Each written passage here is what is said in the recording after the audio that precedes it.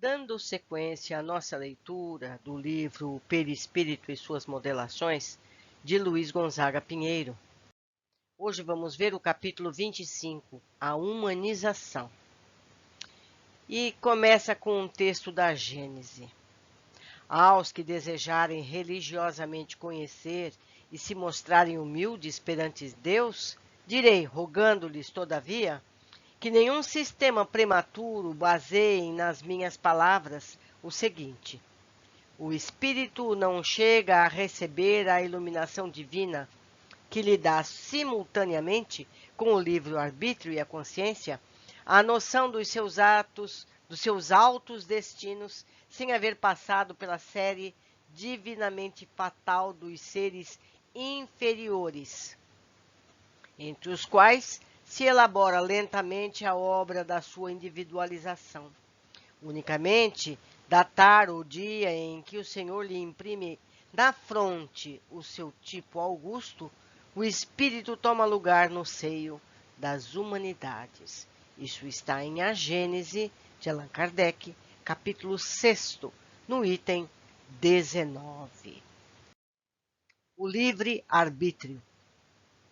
Pergunta: o homem tem o livre-arbítrio dos seus atos? Resposta: visto que ele tem a liberdade de pensar, tem a de agir. Sem livre-arbítrio, o homem seria uma máquina. Isso está no Livro dos Espíritos, de Allan Kardec, na pergunta 843.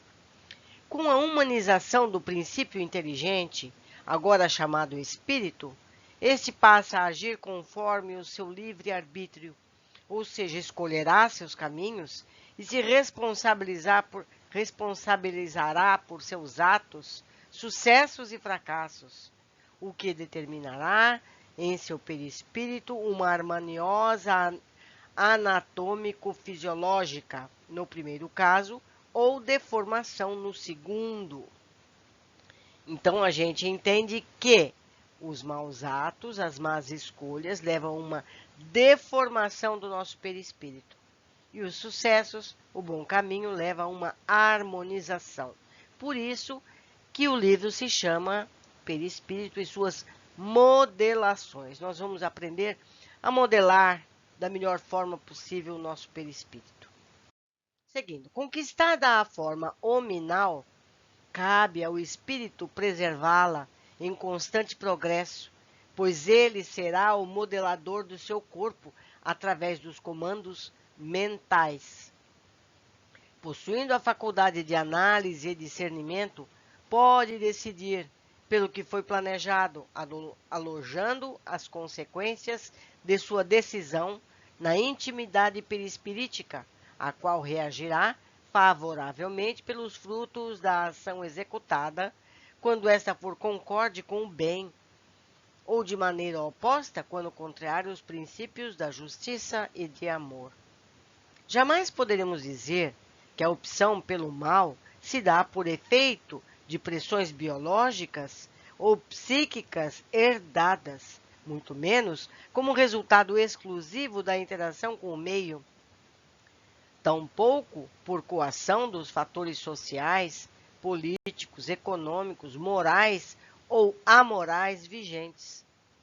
Podemos dizer que o espírito geralmente traz tendências e que, colocado em meio agressivo, submetido às pressões e tentações comuns aos mundos inferiores, é senhor para ceder ou impor resistência a esses fatores, resultando daí que ele jamais será produto exclusivo do meio, uma vez que pesa, mede, decide por si próprio o que deverá ser feito.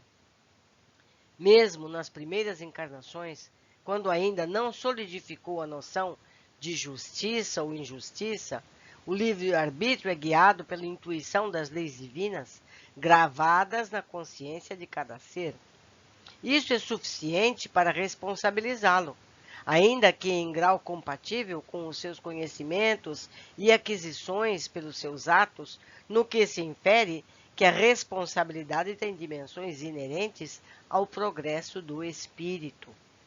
É pelo uso do livre-arbítrio que o perispírito humano atingirá mais rapidamente sua natureza diáfana ou opaca, fixando nele seu roteiro de dores ou alegrias futuras, num determinismo por ele imposto. Sabe-se que livre-arbítrio e determinismo coabitam na alma, forjando o destino sempre mutante, a depender das decisões do espírito. Deus impôs ao homem um destino pré-fixado, que consiste na perfeição. No entanto, o deixou livre na escolha dos caminhos para o aperfeiçoamento. Nisso se forma a infinita variedade de rumos, vielas, travessas, destinos, naufrágios e escaladas alternativas para atingir esse objetivo.